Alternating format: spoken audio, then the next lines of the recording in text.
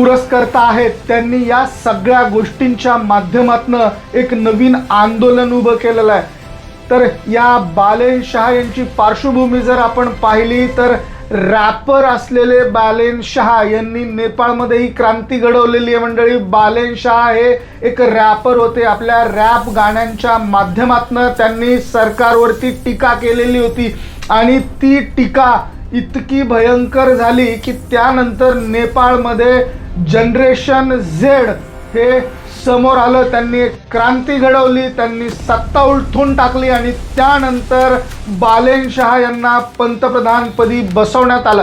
आता बालेन शाह पंतप्रधान झाल्याच्या नंतर नेपाळमध्ये खूप साऱ्या गोष्टी बदलणार आहेत। इथल्या सार्वजनिक गोष्टी बदलणार आहेत। भ्रष्टाचारावरती मोठे काम केलं जात आहे। भ्रष्टाचारी मंडळींना जेरबंद केलं जात आहे। त्यांच्या संपत्ती या सील केल्या जात आहेत। सरकारमध्ये असलेल्या भ्रष्ट मंडळींना जेलमध्ये टाकण्यात येतं। अशा असंख्य गोष्टी या ठिकाणी घडतात। तर बालेन शाह यांनी नेपाळच्या पंतप्रधान पदाची शपथ घेतल्यानंतर या सगळ्या गोष्टी नेपाळमध्ये घडलेल्या आहेत आणि त्याचमुळे आता नेपाळमध्ये मोठा बदल होणार, मोठ्या घडामोडी घडणार। नेपाळमध्ये मोठी